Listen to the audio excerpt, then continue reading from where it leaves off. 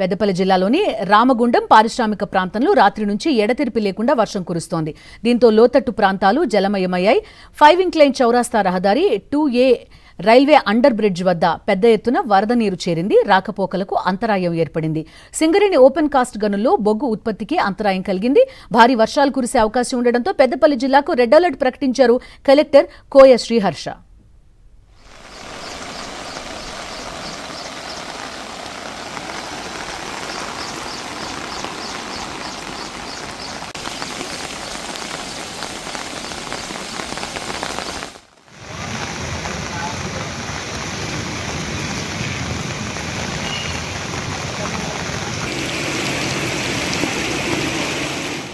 పెద్దపల్లి జిల్లాలోని మంథని, ముత్తారం, రామగిరి, కమాన్పూర్ మండలాల్లో కురుస్తున్న వర్షం రైతులకు ఊరటనిచ్చింది.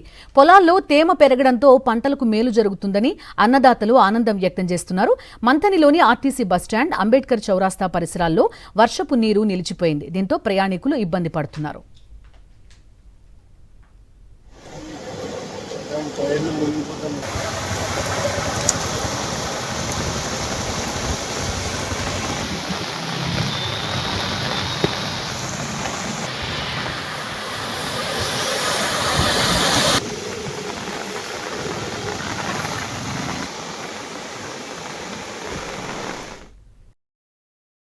మరిన్ని అప్డేట్స్ కోసం ఛానల్ ను సబ్స్క్రైబ్ చేయండి. నోటిఫికేషన్స్ కోసం బెల్ ఐకాన్ పై క్లిక్ చేయండి.